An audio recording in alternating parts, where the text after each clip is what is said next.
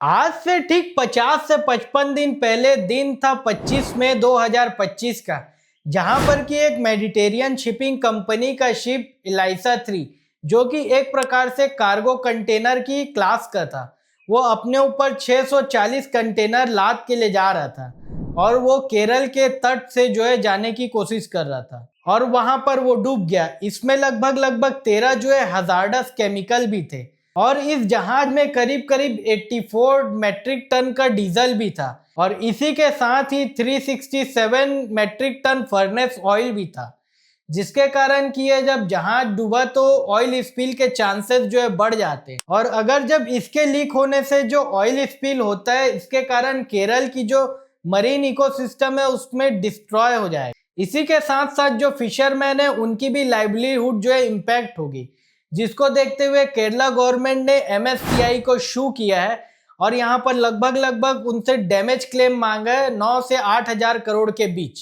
जिसके कारण कि एमएससीआई शिपिंग कंपनी को एक प्रकार से बहुत बड़ा रिस्क फेस करना पड़ रहा है।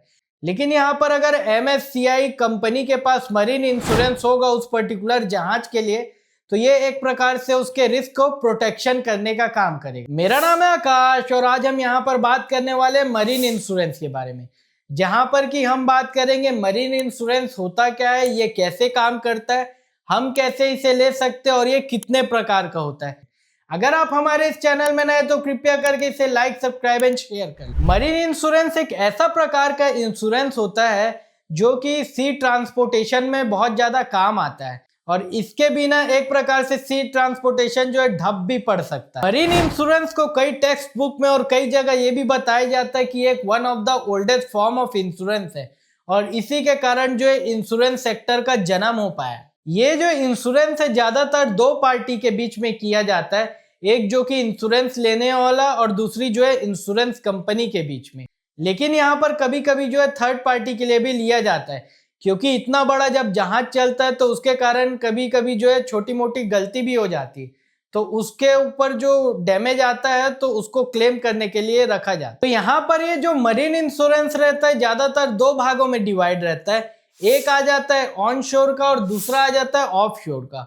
ऑन शोर की अगर हम बात करें तो इसका मतलब होता है जमीन में, जैसे कि पोर्ट से रिलेटेड इंफ्रास्ट्रक्चर जैसे क्रेन और कई सारी चीजें। और दूसरा आ जाता है ऑफ शोर, जैसे कि कई सारे जो शिप रहते हैं एक जगह से दूसरे जगह जाते हैं तो उनको कई सारी साजो सामान की जरूरत पड़ती, जैसे कि फ्यूल के, खाने की।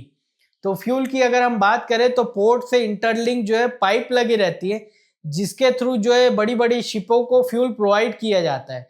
तो यहाँ पर उस क्रिटिकल इंफ्रास्ट्रक्चर का भी इंश्योरेंस होता है। तो चलिए अब हम जान लेते हैं कि ये काम कैसे करता है।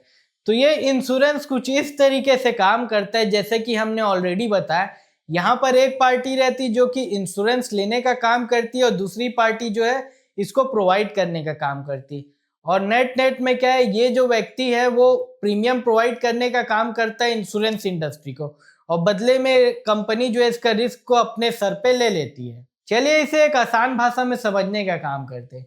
जैसे कि एक विवेक नाम का एक व्यक्ति है जो कि एक्सपोर्ट करने का काम करता है आम को इंडिया से दुबई।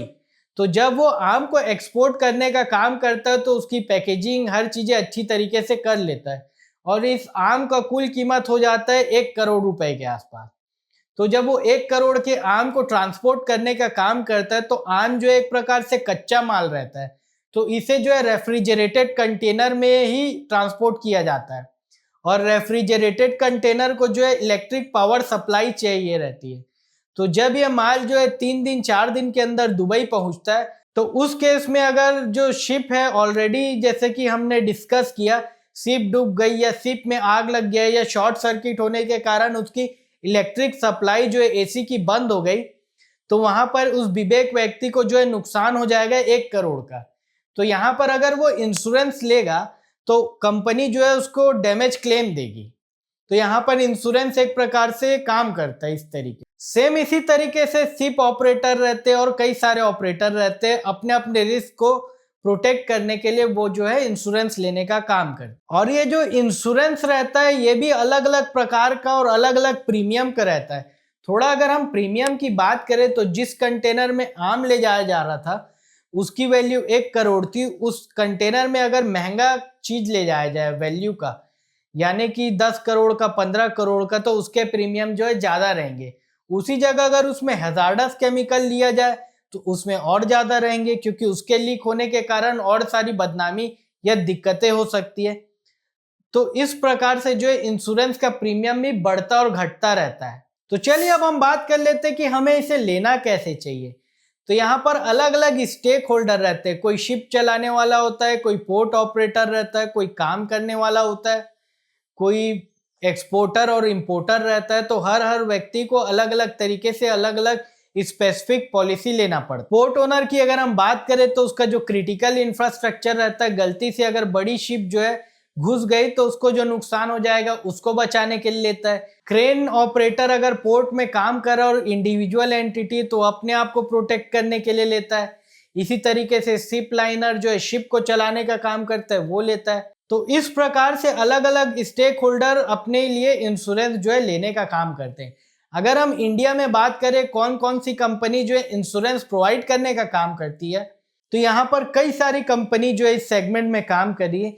जैसे कि आप लोग देख पा रहे होंगे, Cholamandalam marine insurance, IFFCO Tokyo marine insurance, magma HID.